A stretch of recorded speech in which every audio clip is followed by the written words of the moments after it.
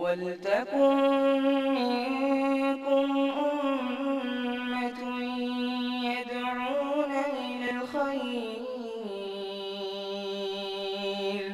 وَيَأْمُرُونَ بِالْمَعْرُوفِ وَيَنْهَوْنَ عَنِ الْمُنكَرِ وَأُولَٰئِكَ هُمُ الْمُفْلِحُونَ. إن الحمد لله نحمده ونستعينه ونستغفره ونعوذ بالله من شرور أنفسنا ومن سيئات أعمالنا من يهده الله فلا مضل له ومن يضلل فلا هادي له وأشهد أن لا إله إلا الله وحده لا شريك له وأشهد أن محمدا عبده ورسوله أما بعد فإن خير الحديث كتاب الله وخير الهدي هدي محمد صلى الله عليه وسلم وشر الأمور محدثاتها وكل محدثة بدعة وكل بدعة ضلالة وكل ضلالة في النار.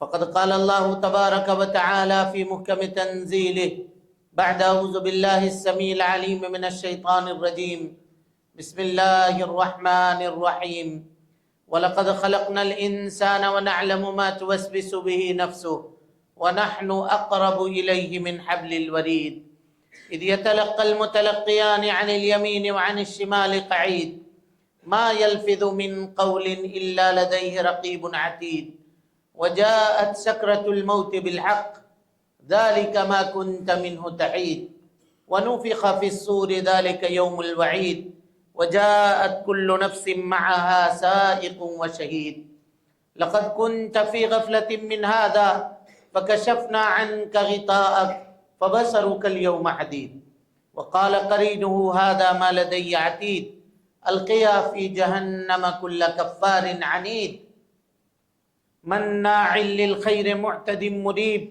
الذي جعل مع الله إلها آخر فألقياه في العذاب الشديد قال قرينه ربنا ما أطغيته ولكن كان في ضلال بعيد قال لا تختصموا لدي وقد قدمت إليكم بالوعيد ما يبدل القول لدي وما أنا بظلام للعبيد. وقال الله تبارك وتعالى في مقام آخر يا أيها الذين آمنوا كتب عليكم الصيام كما كتب على الذين من قبلكم لعلكم تتقون أياما معدودات فمن كان منكم مريضا أو على سفر فعدة من أيام أخر وعلى الذين يطيقونه فدية طعام مسكين فمن تطوع خيرا فهو خير له وأن تصوموا خير لكم إن كنتم تعلمون شهر رمضان الذي أنزل فيه القرآن هدى للناس وبينات من الهدى والفرقان فمن شهد منكم الشهر فليصم ومن كان مريضا أو على سفر فعدة من أيام أخر يريد الله بكم اليسر ولا يريد بكم العسر ولتكملوا العدة ولتكبروا الله على ما هداكم لعلكم تشكرون. وقال النبي المصطفى صلى الله عليه وسلم فيما رواه البخاري رحمه الله في صحيحه عن أبي هريرة رضي الله تعالى عنه قال قال رسول الله صلى الله عليه وسلم من لم يدع قول الزور والعمل به فليس لله حاجة في أن يدع طعامه وشرابه أو كما قال النبي المصطفى صلی اللہ علیہ وسلم. محترم حاضرین، دوستوں، بزرگوں اور ساتھیوں، پردہ نشین اسلامی رشتے کی مائیں اور بہنیں، ہر قسم کی تعریف، حمد و ثنا، کبریائی، پاکیزگی اور بڑائی تمام مخلوقات کی بندگی کا اکیلا مستحق اللہ رب العالمین کے لیے لائق و سزاوار ہے. وہی پروردگار عالم ہے، اسی نے ہمیں آپ کو اور ساری کائنات کو تخلیق بخشی ہے. اللہ رب العالمین کی بادشاہت سے دنیا کا کوئی کونا بھی الگ نہیں.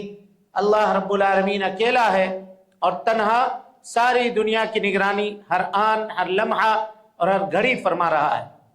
اس کا احسان عظیم ہے کہ اس نے ہمیں اور آپ کو مسلمان بنایا، اسلام جیسی عظیم دولت سے مالا مال فرمایا۔ اللہ رب العالمین نے اپنے پیغام کو، اپنی تعلیم کو ساری انسانیت کے لیے عام فرمایا ہے، اور اس کام کو پائے تکمیل تک پہنچانے کے لیے ہر دور میں انبیاء کرام کو دنیا کے اندر بھیجنے کا سلسلہ بھی جاری فرمایا تھا۔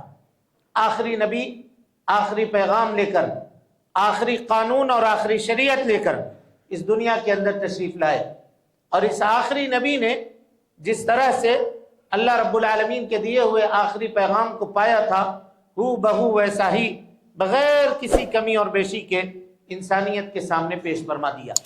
اور اس سے بھی آگے بڑھ کر کے آپ صلی اللہ علیہ وسلم نے اپنی نبوت کی 23 سالہ زندگی میں رات اور دن کی گھڑیوں کے اندر اللہ رب العالمین کے دیے ہوئے آخری پیغام کو عملی طور پر برت کر سارے جہان والوں کے لیے قیامت تک کے لیے بطور نمونہ چھوڑ دیا۔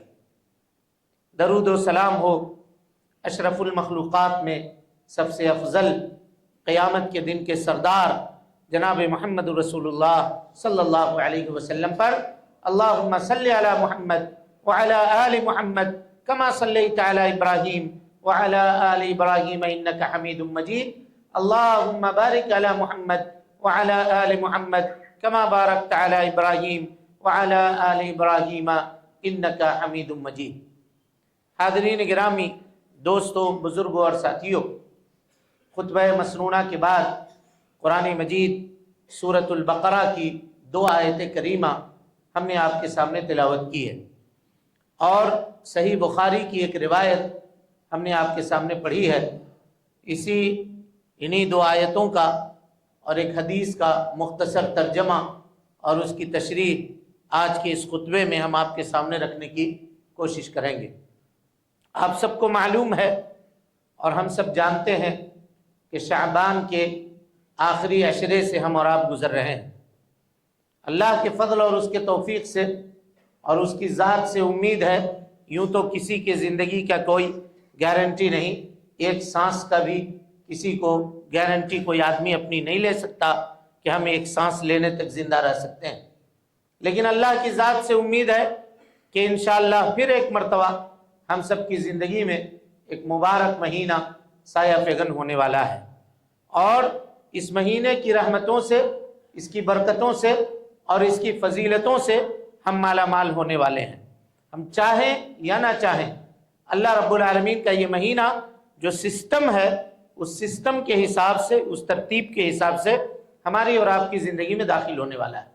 یہ مہمان ہے جو ہمارے گناہوں کو جلانے والا ہے، یہ مہمان ہے جو ہماری کوتاہیوں سے ہم کو جھنجھوڑنے والا ہے، یہ مہمان ہے جو کل قیامت کے دن اللہ رب العالمین کے سامنے ہماری سفارش کرے گا، یہ مہمان ہے جس کے متعلق اللہ رب العالمین نے فرمایا الصوم لی، روزہ میرے لیے ہے، وانا اجزی بہ، میں ہی اس کا بدلہ دوں گا۔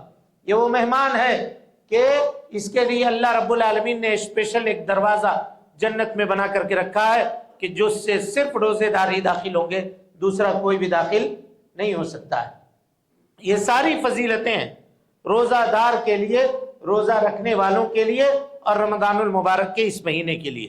لیکن سوال یہ ہے کہ جو مہمان آ رہا ہے، کیا اس مہمان کے استقبال کے لیے ہم تیار ہیں؟ کیا اس کو قبول کرنے کے لیے، اس کو ویلکم کرنے کے لیے ہم پورے طور پہ آمادہ ہیں یا نہیں ہیں؟ اب عبادتوں کی لذت انسان کی زندگی سے ختم ہو چکی، جو رونقیں رمضان کے آنے سے پہلے شعبان کے مہینے میں مسلمانوں کے چہروں کے اوپر ہوا کرتی تھی اور لوگوں کا دل گرم ہوتا تھا، عبادتوں کی طرف رغبت اور میلان ہوا کرتا تھا، مسجدیں دھیرے دھیرے بھرنا شروع ہوتی تھی، اب وہ رغبت کا کوئی معاملہ نہیں ہے۔ اب بس فارمیلٹی کے طور پر، پرمپرا، رسم رواج کے طور پر ہماری اور آپ کی زندگی گزر رہی ہے اور کٹ رہی ہے۔ بس مہینہ آیا گیا اور نکل گیا، اور اس سے ہمیں اور آپ کو کوئی مطلب اور کوئی پرواہ نہیں ہے۔ اس طرح کی زندگی ہماری اور آپ کی کٹ رہی ہے۔ وجہ کیا ہے؟ گناہوں کے اثرات کے اوپر جو خطبہ میں نے آپ کے سامنے دیا تھا، وہاں یہ بتلایا تھا کہ گناہوں کے اثرات میں ایک بڑا اثر انسان کی زندگی کے اوپر یہ پڑتا ہے کہ عبادتوں کی لذت ختم ہو جاتی ہے. اللہ رب العالمین کی اطاعت اور فرما برداری کرنے میں جو سکون اور دلی سکون انسان کو حاصل ہوتا ہے، گناہوں کے نتیجے میں اللہ رب العالمین اس کیفیت کو ختم کر دیتا ہے. لہذا عبادت کر کے بھی آدمی ویسے ہی ہوتا ہے جیسے عبادت کیے بغیر تھا، جیسے عبادت کیے بغیر تھا. ورنہ کیا وجہ ہے؟ ذرا ہم میں سے ہر آدمی اپنے آپ کو ٹٹول کر کے دیکھے کہ اس مہینے کے جو مہمان کے طور پہ ہمارے سامنے آنے والا ہے، اس کے استقبال کے لیے ہم نے کیا تیاریاں کی ہے. ہاں، پکوان کے انتظامات کیسے ہوں گے، کھانے پینے کے معاملات کیسے ہوں گے، کہاں کیا ہوگا، کہاں کیسا ہوگا، کہاں کیا معاملہ طے ہوگا، وہ سب آپ جانتے ہیں. خطبے کا منبر اس لائق نہیں کہ میں ان پلاننگز کو آپ کے سامنے رکھوں اور بیان کروں، وہ سب جانتے ہیں. اس کی ترتیب ہے. لیکن ہم تراویح کیسے پڑھیں گے؟ کیا اس وقت کو ہم نے ایڈجسٹ کیا یا نہیں کیا کہ کل چل کر کے رمضان میں پھر آدمی یہ کہے کہ بہت ضروری کال آ گیا تھا اس لیے آج ہم تراویح پہ نہیں رہ سکے، کاروبار کا بڑا معاملہ تھا اس لیے ہم کو نکلنا پڑا، بچوں کو شاپنگ پر لے کر جانا تھا اس لیے ہم چلے گئے. بتائیے، جو دنیا کی سب سے بہترین دن ہے، دنیا کی سب سے بہترین راتیں ہیں، وہ راتیں ہماری کہاں کٹتی ہیں، کہاں گزرتی ہیں؟ دنیا کی سب سے بدترین جگہوں پہ گزرتی ہیں، چاہے مرد ہو چاہے عورت ہو. یہ اللہ کی زمین کے اوپر وہ سرکشی ہے اور اللہ کی نعمتوں کی وہ ناقدری ہے جو کبھی اللہ رب العالمین کسی کو معاف نہیں کرے گا. اس تعلق سے معافی کے ہم مستحق ہرگز نہیں ہیں. اللہ تعالیٰ رحمتوں کو لے کر کے ہمارے جانب متوجہ ہو رہا ہے اور ہم کہہ رہے ہیں کہ ہم کو رحمتیں نہیں چاہیے، ہم تو شاپنگ کریں گے، ہم تو مال خریدیں گے، ہم تو فلاں کریں گے، ہم تو کاروبار کریں گے، ہم تو تجارت کریں گے، ہم اپنے معاملات میں رہیں گے، تو اپنے معاملات میں رہ. سلف صالحین، صحابہ کرام رضوان اللہ علیہم اجمعین، ان کی زندگی کا یہ معاملہ ہوتا تھا کہ وہ شعبان کے مہینے سے ہی اپنے معاملات کو سمیٹنا شروع کر دیتے تھے، تفرق کرتے تھے، پورے طور پہ کنارہ کشی اختیار کرتے تھے، مسجدوں کو لازم پکڑتے تھے اور مسجدوں کے اندر بیٹھ کر کے رمضان المبارک کے ایک ایک لمحے کو گزارا کرتے تھے تاکہ یہ لمحہ اللہ رب العالمین کی عبادت میں صرف ہو. غلط بات کہنے میں، جھوٹ بولنے میں، چغلی کرنے میں، غیبت کرنے میں، شکوہ اور شکایت کرنے میں، ایک دوسرے کے ساتھ لڑائی اور جھگڑے کرنے میں، گالی گلوچ کرنے میں یہ مہینہ نہ گزرے. اس لیے وہ کوشش کرتے تھے کہ ہم مسجد میں بیٹھے رہیں. آج ہم کہاں جائیں گے؟ مسجد ہی میں جھگڑے ہوتے ہیں، مساجد میں ہی لوگ آواز بلند کرتے ہیں. آپ جب یہ فتنہ جب سے آیا، جیبوں کے اندر موبائل کا فتنہ، اب دیکھیے کون ایسا نماز ہے جس کے بعد آدمی موبائل لے کر کے مسجدوں کے اندر ڈھیر نہیں ہوا رہتا ہے.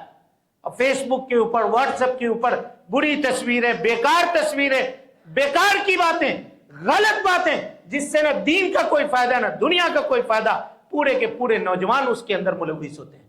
اور پھر یہی نوجوان جب کہا جائے کہ تراویح کی نماز پڑھو تو تراویح کی نماز میں کوئی نہیں حاضر ہوتا، اکثر حاضر نہیں ہوتے. بلکہ اکثر یہ کہا گیا کہ نوجوانوں کی اکثریت بے روزہ سے ہوتی ہے، روزہ نہیں رکھتی. کاروبار ہمیں کرنا ہے، تجارت ہمیں کرنا ہے. یہ بات جان لیجئے کہ اگر کوئی آدمی جان بوجھ کر کے رمضان المبارک کے روزے کو چھوڑتا ہے اور بہانے بنا کر کے چھوڑتا ہے، قسم اللہ کی وہ مومن نہیں ہو سکتا ہے، نہیں مومن ہو سکتا. یہ رکن ہے، روزہ ایک رکن ہے، اور رکن کا کوئی آدمی انکار کرے تو کیا وہ مومن ہو سکتا ہے؟ بے راہ روی کے جو میرے بھائیوں مظاہر ہیں وہ بیان سے قاصر ہیں. آدمی اس کو بیان تک نہیں کر سکتا. ہر چیز کو لائٹ لیتا ہے انسان، ہر چیز کو ہلکے میں لیتا ہے. چلو دیکھیں گے، چلو دیکھیں گے، چلو دیکھیں گے. اللہ کے نبی صلی اللہ علیہ وسلم نے کہا تھا کہ اپنے صحت کو بیماری کے آنے سے پہلے غنیمت سمجھو. ابھی جوان ہو، نوجوان ہو، آگے چل کر کے کیا معاملات ہونے والے ہیں یہ کسی کو پتا نہیں.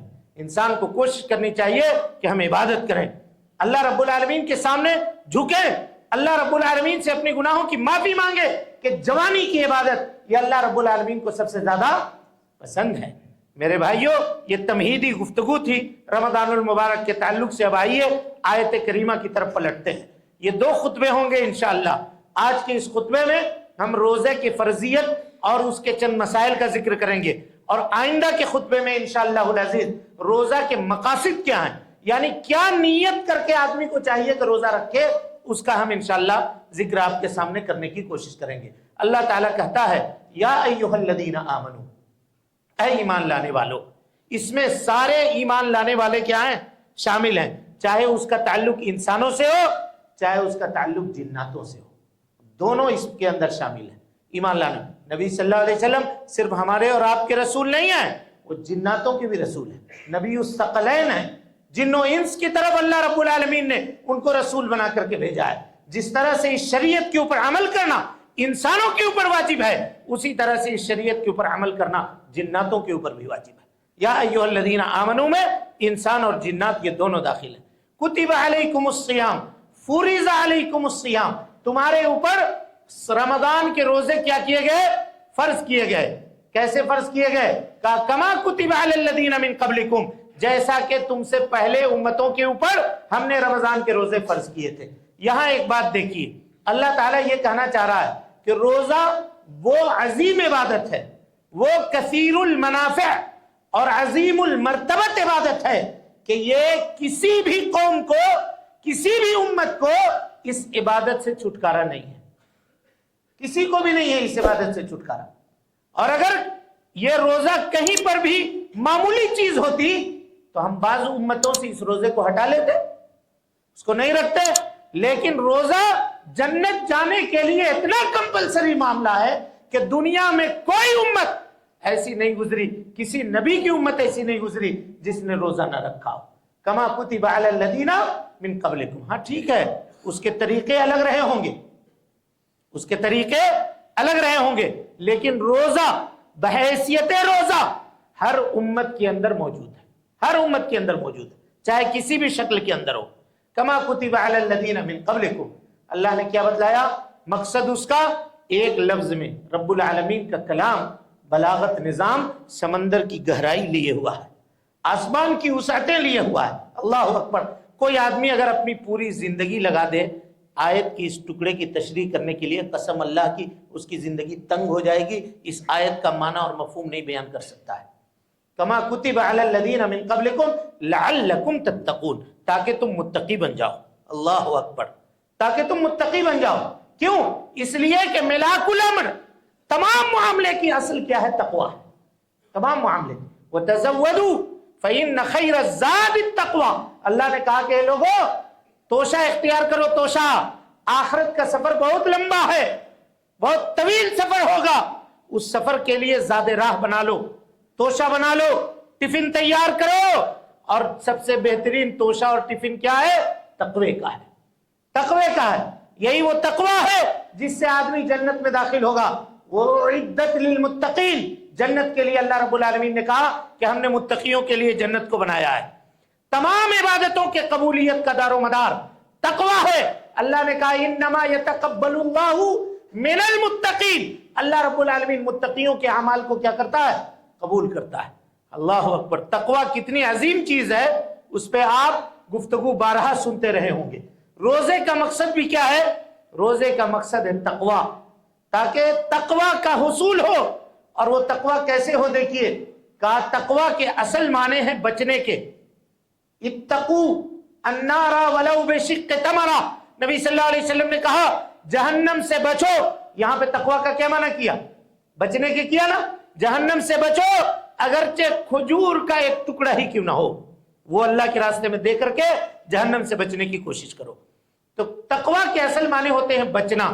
یہاں اللہ تعالیٰ یہ بتا رہا ہے کہ رب العالمین کے حکم سے کھانا، پانی اور بیوی والوں کے لیے بیوی کا استعمال یہ کیا ہے؟ حلال ہے، لیکن اللہ رب العالمین کے حکم سے ایک مقررہ مدت تک یہ حلال چیزیں بھی کیا ہے؟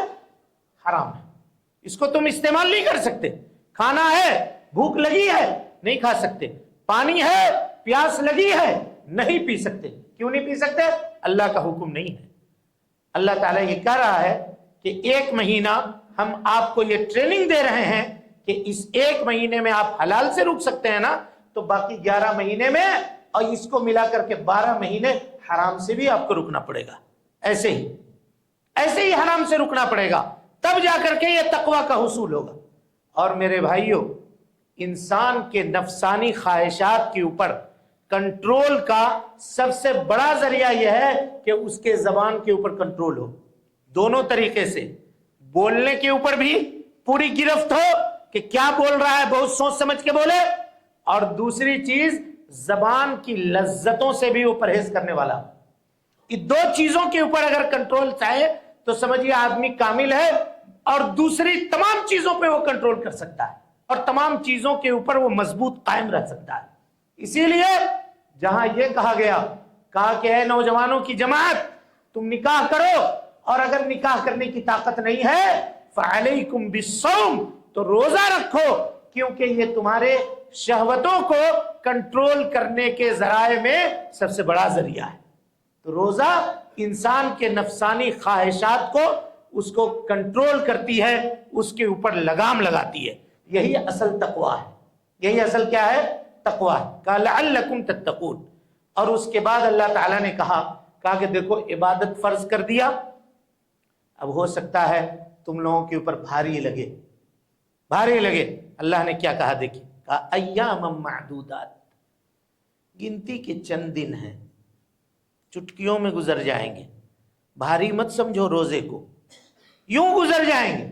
اور ابھی دیکھیے گا، ابھی ہم استقبال کی تیاری کر رہے ہیں نا، پھر ایک وقت آئے گا جب ہم سب عید کے بعد یہاں بیٹھے ہوں گے انشاءاللہ، یہ معاملہ ہوگا۔ اور کیسے رمضان گزر گیا اور کیسے نکل گیا کسی کو خبر تک بھی نہیں ہوگی۔ آن کے آن میں ہفتے کی طرح راتیں اس کی اور دن اس کے گزر جائیں گے، لگے گا کہ مہینہ نکل گیا۔ اللہ نے کہا ایام معدودات، گنتی کے چند دن ہیں، اس کو بھاری نہ سمجھو اور اس کو اپنے اوپر بوجھ نہ جانو، بلکہ روزہ رکھنے کی کوشش کرو۔ علامہ خطابی رحمت اللہ علیہ کی کتاب ہے معالم السنن، اس کتاب میں وہ لکھتے ہیں اس آیت کی تشریح میں، کہتے ہیں کہ اللہ تعالیٰ، اللہ کے نبی صلی اللہ علیہ وسلم نے فرمایا کہ من صام رمضان ایمانا و احتسابا، جو آدمی رمضان کے روزے رکھے ایمان کے ساتھ اور احتساب کے ساتھ۔ تو احتساب کا کیا معنی؟ تو کہا دو معنی ہے احتساب کا، ایک معنی تو یہ ہے کہ ثواب کی نیت سے روزہ رکھے، اور دوسرا معنی یہ ہے کہ روزے کو بھاری سمجھ کر کے روزہ نہ رکھے، بوجھ نہ سمجھے، میاں ابھی دھوپ کالا کا دن ہے، ابھی 2 ہی روزہ ہوا ہے، ابھی 28 روزے باقی ہیں، کیسے گزرے گا، یہ نہ کہیں، بڑی مشکل ہے، بہت پریشانی ہے، ان دنوں میں روزہ رکھنے میں حالت خراب ہو جا رہی ہے۔ اس طرح کی باتیں جو کرتے ہیں، کہا یہ نہ کرے۔ اگر وہ یہ چاہتا ہے کہ اللہ تعالیٰ اس کے گناہوں کو معاف کر دے تو اسے چاہیے کہ خوش دلی کے ساتھ روزہ رکھے، پورے خوش دلی کے ساتھ، دل کے اندر تنگی نہیں ہونی چاہیے۔ اسی کو اللہ نے بیان کیا ایام معدودات، اس کو بھاری مت سمجھو، گنتی کے چند دن ہیں، یوں نکل جائیں گے، یوں چلے جائیں گے۔ ایام معدودات، جب زندگی کے اتنے دن نکل گئے، بچپنا چلا گیا، جوانی چلی گئی، بڑھاپے کے دہلیز کے اوپر قدم رکھ چکے ہو، پیچھے مڑ کر کے دیکھو تو کیا زندگی گزاری تم نے دنیا کے اندر۔ یہ تو نیک اور متقی لوگوں کا معاملہ ہے۔ کافر اگر ہوگا، اللہ اکبر، تو کل قیامت کے دن جو 80 سال 90 سال یہاں گزار کر کے گیا ہے، اللہ کے پاس اللہ پوچھے گا کتنا دن رہے دنیا میں، تو کہا ما لبثنا غیر ساعت، 1 گھنٹہ رہ کر کے آئے۔ کتنا کہے گا؟ 1 گھنٹہ رہ کر کے دنیا میں آئے، اس سے زیادہ نہیں۔ 80 سال 90 سال کی عمر کو 1 گھنٹہ کہے گا۔ آپ سوچیے، 1 گھنٹہ کہے گا جب اللہ رب العالمین کے عذاب کو اپنی نگاہوں کے سامنے دیکھ لے گا۔ تو ایام معدودات، گنتی کے چند دن ہیں۔ اب اللہ تعالیٰ نے اور آسانی کیا، دیکھیے، کہ فمن کان منکم مریضا، تم میں کا جو آدمی مریض ہو۔ مریض کا کیا مطلب ہے؟ یہاں یہ سوال ہے۔ ہر آدمی جو کہا کہ آج ہمارے سر میں درد ہے، کیا وہ مریض ہے؟ آج ہمارے ہاتھ میں درد ہے، کیا وہ مریض ہے؟ کمر میں کسی کا درد ہے، کیا وہ مریض ہے؟ پیٹ میں ہلکا پھلکا درد ہے تو کیا وہ مریض ہے؟ وہ مریض نہیں ہے۔ مریض وہ ہے کہ جس کو روزہ رکھنے سے اس کے مرض کے اندر اضافے کا خطرہ اور سبب ہو، وہ مریض ہے۔ ورنہ ہلکا پھلکا اگر کسی کو بخار بھی ہے تو صبح میں 1 پیراسیٹامول کھائے سحری کے وقت، اور 1 پیراسیٹامول افطار کے وقت کھائے، آرام سے وہ رہے گا، بیچ میں انشاءاللہ سب کیفیت اس کی ٹھیک ٹھاک رہے گی اگر وہ معاملہ ہے۔ لیکن آدمی کو روزہ نہ رکھنے کے 100 بہانے چاہیے۔ ہم بیمار ہیں، کیوں بیمار ہو, کیا بیمار ہو, ذرا یہ بتاؤ. انسانوں کو اللہ اکبر کہا گیا. دیکھیے اگر کسی آدمی کو ولیمے کی دعوت دی جائے, غور سے سنیے, تو کہا اس کو قبول کرنا فرض ہے. محدثین نے گفتگو کی ہے, فقہا بیان کرتے ہیں, کہا قبول کرنا فرض ہے الا یہ کہ آدمی بیمار ہو, الا یہ کہ آدمی بیمار ہو. تو کہا کہ وہ بیماری کون ناپے گا کہ کون کتنا بیمار ہے؟ تو کہا اتنا بیمار کہ فرض نماز پڑھنے کے لیے مسجد آنا اس کو معاف ہو. کہا وہ بیماری, اتنی بیماری. تو بتائیے کوئی آدمی بخار میں فرض نماز کے لیے یہاں نہیں آ سکتا ہے؟ کہیے. اور کوئی چھوٹی موٹی اگر اس کو بیماری ہو تو کیا فرض نماز کے لیے وہ نہیں آ سکتا ہے؟ سب کام کر سکتا ہے, لیکن نماز کے لیے آدمی آنا نہیں چاہتا. یہ معاملات ہیں ہمارے اور آپ کے. حالانکہ وہ بیماری جو ہلکی پھلکی ہو, اللہ کے اوپر احتساب کرتے ہوئے اگر آدمی روزہ رکھتا ہے تو اللہ رب العالمین اس کے جسم کو درست کر دے گا, اس کے صحت کو درست کر دے گا. سومو وتصحو ایک روایت ہے, اگرچہ ضعیف ہے روایت, لیکن کہا کہ روزہ رکھو صحت مند ہو جاؤ, صحت مند. اور واقعی آپ چیزوں کو اٹھا کر کے دیکھیں, ہاں جو رمضان المبارک کے فوائد بیان کیے جاتے ہیں اس میں ایک فائدہ یہ بھی ہے کہ جہاں روح درست ہوتا ہے, روح طاقتور ہوتی ہے, اسی طرح سے انسان کا جسم بھی مضبوط اور طاقتور ہوتا ہے. روزہ رکھ کر کے آدمی کے جسم کے اندر کولیسٹرول کم ہوتا ہے, جسم کے اندر جو سستی اور کائلی ہوتی ہے وہ چستی کے اندر بدل جاتی ہے, جسم کے اندر جو غلط ٹاکسین ہوا کرتے ہیں, نقصان دہ جو مادے ہوا کرتے ہیں, وہ ہارمون جو جسم کو نقصان پہنچانے والے ہوتے ہیں, بھوکے رہنے سے جسم سے ان نقصان دہ اور زہریلے مواد کا اخراج ہو جاتا ہے اور آدمی پورے طور پہ پاک و صاف ہو جاتا ہے, صحت مند ہو جاتا ہے. یہ تو دوسرے معاملات ہوئے, لیکن یہ فائدے ہیں. لیکن آدمی اگر اب بہانہ کرنا چاہے تو بہانہ کرتا ہے, اور لوگ کر رہے ہیں. فمن کان منکم مریضا, تم میں کا کوئی آدمی اگر مریض ہو, او علی سفر, یا سفر میں ہو, تو وہ کیا کرے؟ فعدۃ من ایام اخر, تو اس کو چاہیے کہ چھوٹے ہوئے روزے کو دوسرے دن میں رکھ لے. اگر واقعی بیمار ہے اور روزہ اس کو توڑنا پڑا, چھوڑنا پڑا, تو وہ کیا کرے؟ دوسرے دنوں میں اس کو روزہ رکھ لے.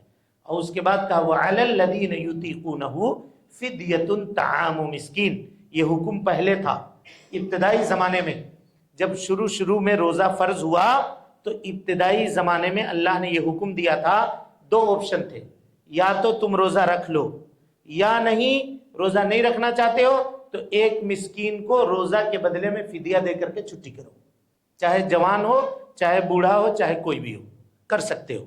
یہ حکم شروع میں تھا ابتدائی اسلام کے اندر. کیا تھا؟ کہ وعلی الذین یطیقونہ فدیۃ طعام مسکین. پھر اللہ تعالیٰ کہہ رہا ہے فمن تطوع خیرا فہو خیر اللہ, لیکن جو آدمی روزہ رکھ لے گا یہ اس کے لیے بہتر ہے. وان تصوموا خیر لکم ان کنتم تعلمون, اور اگر تم روزہ رکھ لیتے ہو تو یہ تمہارے لیے زیادہ بہتر ہے اگر تم جانتے ہو تو. اور اس کے بعد کہا شہر رمضان الذی انزل فیہ القرآن, رمضان کا مہینہ وہ مہینہ ہے جس میں اللہ نے قرآن کو نازل کیا. ھدی للناس, اس میں لوگوں کے لیے ہدایت ہے. کون سے لوگوں کے لیے؟ کون سے لوگوں کے لیے ہدایت ہے؟ قرآن مجید کے سب کے لیے ہدایت ہے. ھدی للناس کو قید کیا, کہاں سے؟ الف لام میم ذالک الکتاب لا ریب فیہ ھدی للمتقین. ناس کو کے اطلاق کو, ناس کے اندر جو عموم ہے اس کو سمیٹ دیا متقی کہہ کے. سب کے لیے فائدہ نہیں ہے سوائے ان لوگوں کے لیے جو متقی ہیں, جو پرہیزگار ہیں. اب سوچئے تراویح کی نماز پڑھ کر کے اور آدمی اٹھ کر کے مسجد سے بھاگ جاتا ہے, اور یہاں قرآن مجید کی تشریح ہو سکتی ہے اور اس کی تفسیر بیان کی جاتی ہے, اس کے آیتوں کے معانی اور مفہوم کی وضاحت کی جاتی ہے. اب وہ اپنا شمار متقی میں کر سکتا ہے؟ کہیے. ہم یہ نہیں کہہ رہے کہ یہ معاملہ کمپلسری ہے اور آپ بیٹھے ہوئے کیجئے, لیکن ایک بات یہ ہے کہ ایک موسم ہے نیکی کا, اور اس نیکی کے موسم میں نیکیوں کو سمیٹنے کا انتظام ہے. باوجود اس کے نوجوان باہر تو بیٹھیں, مسجد کے باہر تو کھڑے رہیں, جا کر کے بازاروں کے اندر دوسرے اسٹالوں کا چکر تو لگائیں, گھومیں, خریدیں, کھائے پیے, لیکن جو اصل عبادت ہے اس عبادت سے محروم رہیں تو کیا یہ بدنصیبی ہے یا نہیں ہے؟ بولیے، یہ کتنی بڑی بدنصیبی ہے؟ اللہ تعالیٰ ہدی للناس کہہ رہا ہے، ذرا یہ بتائیے کہ وہ پیغام جو اللہ رب العالمین کی جانب سے قرآن مجید کی شکل میں نازل ہوا تھا، ہم میں سے کتنے لوگ ہیں جنہوں نے پوری زندگی میں قرآن کی تفسیر معانی اور مطلب کے ساتھ ایک مرتبہ پڑھ کے ختم کیا ہو؟ مرد اور خواتین میں بتائیے کتنے لوگ ہیں؟ اور کل قیامت کے دن جب اللہ تعالیٰ ہم سے یہ پوچھے گا کہ ذرا یہ بتاؤ کہ ہم نے تمہیں 60 سال 70 سال 80 سال کی عمر دی تھی، ایک مرتبہ بھی قرآن پڑھے قرآن؟ ایک مرتبہ بھی پڑھنے کی توفیق ہوئی معانی اور مطلب کے ساتھ؟ تو کیا جواب دیجیے گا؟ کہیے گا ہم کو فرصت نہیں ملی؟ کہیے گا کہ قرآن کے تفسیر ہوا کرتے تھے، ہم تو جا کر کے چٹخارے لیا کرتے تھے، ہم تو جا کر کے کچھ اور کیا کرتے تھے، اور تفسیر کی بات ہم کیا کر رہے ہیں؟ تراویح تک لوگ نہیں موجود رہتے کہ اس میں بیٹھ کر کے کم سے کم اللہ کے کلام کو سن تو لیں۔ کیسے دل گوارا کر لیتا ہے کہ کلام اللہ کی تلاوت ہو رہی ہے اور یہاں سے لوگ مسجدوں سے باہر نکل جاتے ہیں، یا باہر بیٹھے ہوتے ہیں، یا کہیں اور انتظار کر رہے ہوتے ہیں۔ یہ کیا دور آیا ہے اور کیا وقت آ چکا ہے مسلمانوں کے ایمان کے اوپر اور مسلمانوں کے اسلام کے اوپر کہ اللہ الامہ والحفیظ، اللہ ہی مدد کرے اور اللہ ہی دلوں کو پھیرے۔ اللہ اکبر، ورنہ معاملہ اب ہاتھ سے پورے طور پہ نکل چکا ہے، خاص طور پہ نوجوانوں میں۔ لہذا ہم یہ گزارش کریں گے کہ آپ اس مہینے کو فارغ کیجئے اپنے دیگر کاموں سے اور لگیے مسجد کی طرف، اور اللہ سے دعا کیجئے کہ اللہ رب العالمین ہم مسجد میں آ رہے ہیں، لگ رہے ہیں، ہماری باقی زندگی کے ایام کو بھی بدل دے۔ اللہ رب العالمین بدل دے گا، اور اللہ رب العالمین رمضان کی برکات سے اور رمضان کی برکتوں سے اور اس کے فضائل سے آپ کو مالا مال کرے گا۔ آپ کوشش تو کیجئے اللہ کی طرف جانے کی اور اللہ کی طرف آنے کی کوشش تو کیجئے۔ کہدی للناس وبینات من الہدی والفرقان، اس کے بعد کہا فمن شہد منکم الشہر فلیصمہ۔ اب یہ آیت جو نازل ہوئی نا، جو تم میں کا کوئی آدمی رمضان کے مہینے پالے اس کے اوپر کمپلسری ہے کہ روزہ رکھے۔ اس آیت سے پیچھے والی جو آیت تھی جس میں یہ کہا گیا تھا کہ یا تو روزہ رکھو یا نہیں تو ایک مسکین کو کھانا دے دو، یہ آیت منسوخ ہو گئی۔ یہ آیت کیا ہو گئی؟ منسوخ ہو گئی۔ امام بخاری رحمۃ اللہ علیہ، عبداللہ ابن مسعود رضی اللہ تعالیٰ عنہ، حضرت ابو ہریرہ رضی اللہ تعالیٰ عنہ کہتے ہیں کہ نہ، آیت کو منسوخ مت مانو، کینسل مت کرو، کیونکہ آیت کے اوپر عمل کرنا ممکن ہے۔ کہا کیسے عمل کریں گے؟ کہا وہ آدمی جو دائمی مریض ہو، بستر کا ہو گیا، اب نہیں اٹھ سکتا، یا ایک دم عمر کے اس مقام پہ پہنچ گیا کہ اب روزہ رکھنا اس کے لیے ممکن نہیں ہے، روزہ رکھے گا تو پریشان ہو جائے گا، جان کے اوپر بنائے گی، تو اب ایسے آدمی کو روزہ رکھنے کی ضرورت نہیں ہے۔ وہ کیا کرے؟ ہر روزے کے بدلے میں مسکین کو فدیہ دے دے۔ کتنا دے گا؟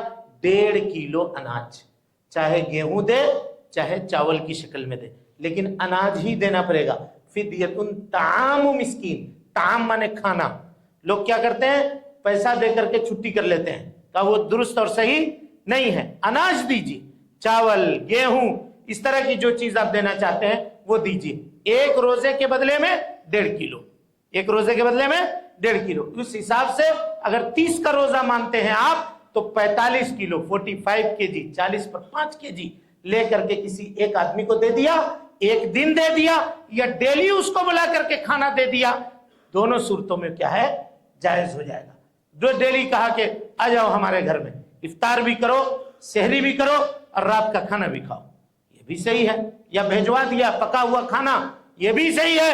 یا نہیں تو کچا سامان اس کو دے دیا، اور کہیے گا کہ سالن ولن کا کیا انتظام کرے گا، تو 2500 2000 5000 اس کو اور الگ سے پکڑا دیا کہ لو اور یہی کرو۔ یہ تطوع ہوگا، نفل ہوگا، اور اس کے لیے فائدہ ہوگا انشاءاللہ۔ تو یہ کام انسان کو کرنا چاہیے۔ لہذا جو آدمی مریض ہے، بہت زیادہ بیمار ہے، وہ روزہ رکھنے کی طاقت نہیں ہے، تو وہ کیا کرے گا؟ فدیہ دے گا۔ وعلی الذین کا فمن شہد منکم الشہر فلیصم، کا ومن کان مریضا او علی سفر، تم میں کا جو آدمی مریض ہو یا سفر میں ہو، فعدۃ من ایام اخر، وہ کیا کرے؟ روزہ کے چھوٹے ہوئے روزوں کی گنتی یہ دوسرے دنوں میں پوری کرے۔ کتنا آسان ہے دیکھیے دین۔ اگر مئی اور جون کا روزہ چھوڑ کے آدمی جنوری میں اس کی قضا کرنا چاہے، مجبوری کی وجہ سے چھوڑا، بیماری کی وجہ سے چھوڑا یا سفر کی وجہ سے چھوڑا، تو اب اگر وہ چاہے جنوری میں رکھنا جہاں دن چھوٹا ہوتا ہے تو رکھ سکتا ہے. یہ اللہ رب العالمین نے اس کے لیے آسانی کی. لہذا انسان کو چاہیے کہ وہ ان برکتوں کو سمیٹنے کے لیے، اللہ رب العالمین کی نعمتوں کو سمیٹنے کے لیے تیاری کرے. اور رہی بات عید کی شاپنگ کی اور دوسری چیزوں کی، تو ان دنوں میں بھی ایک ہفتہ باقی ہے، ان دنوں میں کر لے آدمی، کر کے پورے طور پہ فری ہو جائے، فارغ ہو جائے، اور رمضان کے لیے اپنے آپ کو کیا کرے، خالی کرے. ورنہ طاق راتیں ہیں، کتنی قیمتی راتیں ہیں آخری عشرے کے. اکثر آخری عشرہ ہمارا کہاں گزرتا ہے؟ شاپنگ مال میں. اکثر خواتین کا بھی وہ مارکیٹوں کے اندر، ادھر گھومنے میں ادھر پھرنے میں. یہاں اللہ کی رحمت لوٹ رہی ہوتی ہے، مساجد کے اندر اللہ تعالیٰ گردنوں کو جہنم سے آزاد کر رہا ہوتا ہے، اور ہم جو ہے دنیا کی سب سے بدترین جگہ جس کو کہا گیا بازار، وہاں کی زینت بنے ہوتے ہیں. خود فتنہ بنتے ہیں اور دوسروں کے لیے فتنہ بنتے ہیں، اور دوسروں کو فتنے کے اندر مبتلا کرنے کی کوشش کرتے ہیں. لہذا ان چیزوں سے کیا کرنا چاہیے؟ اجتناب اور پرہیز کرنا چاہیے. روزے کے مقاصد کیا ہیں؟ انشاءاللہ العزیز اس کی وضاحت ہم آئندہ کے خطبے میں آپ کے سامنے کریں گے. رب العالمین سے دعا ہے کہ اللہ تعالی ہم سب کو حسن عمل کی توفیق سے نوازے. اللہ رب العالمین ہم سب کے نیکیوں کو قبول فرما لے. اے اللہ جو لوگ بیمار ہیں انہیں شفائے کاملہ عاجلہ سے نواز دے. اے اللہ جو پریشان حال ہیں ان کی پریشانیوں کو دور فرما دے. اے اللہ رب العالمین ہم سب کی محتاجی دور فرما دے. اے اللہ صحت و عافیت عطا فرما دے. اے اللہ رب العالمین جن لوگوں کے جائز کام رکے ہوئے ہیں اللہ ان کے کاموں کو تو مکمل فرما دے. اے اللہ رب العالمین رمضان کے روزے نصیب فرما دے. اے اللہ صحت و عافیت عطا فرما، روزہ رکھنے کی توفیق دے، اور تو شرف قبولیت سے نواز دے. اے اللہ رمضان کی برکتوں سے نواز دے. اے اللہ رب العالمین جو سعادتیں رمضان میں ملتی ہیں اے اللہ ان تمام سے مالا مال کر دے. اے اللہ رب العالمین جو لوگ بیمار ہیں انہیں تو شفائے کاملہ عاجلہ نصیب فرما دے. جو لوگ دنیا سے رخصت ہو گئے اے اللہ ان کے قبروں کو نور سے بھر دے. اے اللہ رب العالمین ان کی مغفرت فرما دے. اے اللہ ان کے گناہوں کو معاف کر دے. اے اللہ ان کی نیکیوں کو شرف قبولیت سے نواز دے. جب تک زندہ رکھ، دین اسلام پہ زندہ رکھ، اور جب اٹھا ایمان پہ اٹھا. اقول قولی ھذا واستغفر اللہ لی ولکم ولسائر المسلمین من کل ذنب وخطیئۃ فاستغفروہ انہ کان للأوابین غفورا. محترم سامعین و ناظرین، آپ تمام حضرات سے گزارش ہے کہ مرکزی جامع مسجد کے خطبات اور دروس کو اگر آپ سننا چاہتے ہیں تو اس چینل کو آپ لائک کریں، اس کو سبسکرائب کریں اور اس کو لوگوں تک پھیلانے کی کوشش کریں. اللہ رب العالمین ہم سب کی نیکیوں کو قبول کرے. وجزاکم اللہ خیرا.